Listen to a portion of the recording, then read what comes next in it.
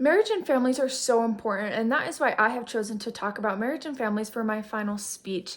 I want to start by introducing my topic and why it is so important to me. This is my family, and all of us come from somewhere. We all come from a family. Whether it's a successful family, a family that has difficult things, we all come from somewhere and we all have a story and a background to tell. I wanted to study marriage and family because that is the core of family is marriage. And so I wanted to study what makes a happy and healthy marriage. During the course of my study, I decided to study 3 different topics and focus on 3 different aspects. The first one I chose is building a happy, healthy, and successful marriage. The second one is marriage in the newlywed phase. And then the third one is marriage in today's world. Now I'll take a second to explain each of these and why each of these are so important. The first one is building a happy, healthy, and successful marriage. Now, this is me and my husband, and we were recently married in September of this year. And our goal is to build the best foundation that we can for our marriage. And so I studied a lot to find out why that's important. Why do I need a happy, healthy marriage? Why do you need a happy, healthy marriage? I asked my husband, I said, what is your goal before we got married? And he said that I want to be able to have a successful marriage with you. I thought that was so important. And I've talked to so many people who, if I were to ask what is a successful marriage, all their answers would be different. But I think all of us get married for the same reason, is that we want to find happiness and we want that with someone else. We want to share our lives with someone who makes us happy. There were a few different researches that I studied on making this a priority in my life and what makes a happy marriage, what to expect when we get married. One of the researchers talked a lot about change. There was a quote that says, marriage is a time for change and is constantly evolving process. The decisions of not having or having children, the change of starting a family, the evolving stages of raising a family brings, and continuous stages in the economy and financial stability all bring change into our life. This was given by a researcher named Darley. Now, he talks about how change is inevitable. It's part of our everyday lives. And if we expect change, it's a lot easier to go through. Change is really hard, but as you prepare for it and as you work through the daily changes that you go through with your spouse, you are able to build a better, happier, and healthy foundation together. And I love that Limberski said that happy people typically have better mental health than unhappy people. Marriage makes people happy. And so a lot of times people get married because the person that they're with makes them happy. And so marriage is actually proven to boost your mental health, to lessen suicide rates. Marriage is proven to have less use of drug and alcohol abuse. It's so cool, the things that marriage can do. But with that, we also have to prepare ourselves so that we can have a healthy marriage.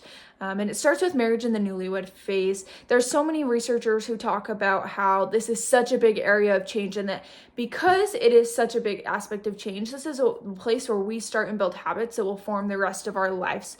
There is a quote by a researcher, and he states that if married couple is hostile and has negative tendencies in the first few years of marriage, the studies have shown an increase in hostility in those relationships. Where anger starts, anger typically proceeds in the marriage. And this was given by a researcher named Burdett. Now, I love that because it is so important to realize that the habits that we create day one in our marriage are the habits that will be there in 20 years or in 5 years or whatever it is.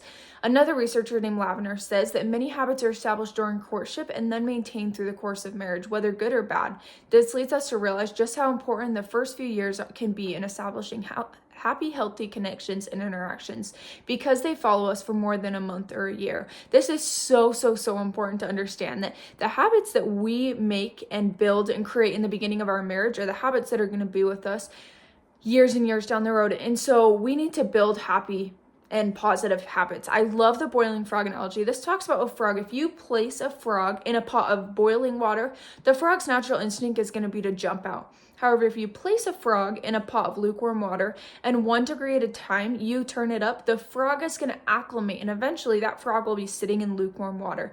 Now, that is like us in our relationships. No one jumps into a marriage to get divorced. And if we think of divorce as the boiling water, you would jump right out if you were to the point of divorce right when you got there. But 1 degree at a time, 1 negative comment at a time, 1 harsh interaction, 1 whatever it is, we become that boiling frog that eventually we get to this point where the water is boiling and we can't handle it anymore.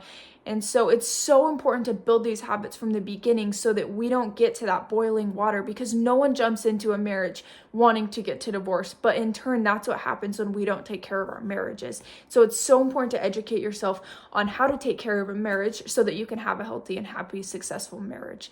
Marriage in today's world is so difficult to navigate.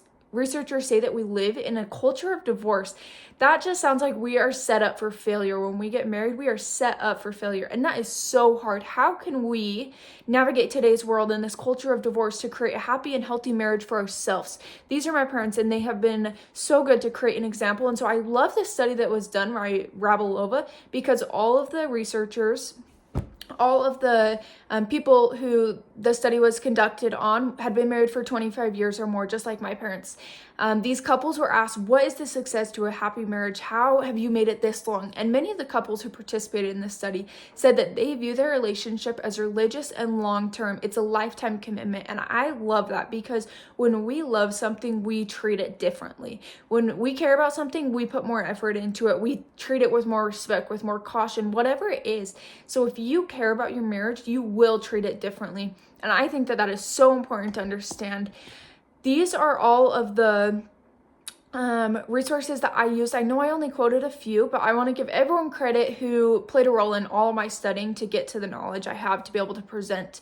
And in closing, I just want to reiterate the fact that building a happy, healthy, and successful marriage is so important. It is key in today's world. Preparing ourselves and educating ourselves is the way that we can build our own happy, healthy, and successful marriage. As we educate ourselves and as we become more knowledgeable on this topic, we are better able to create relationships for ourselves that can stand this culture of divorce and that will be able to withstand the hard times that will come. We can create our own happy, healthy, and successful relationships.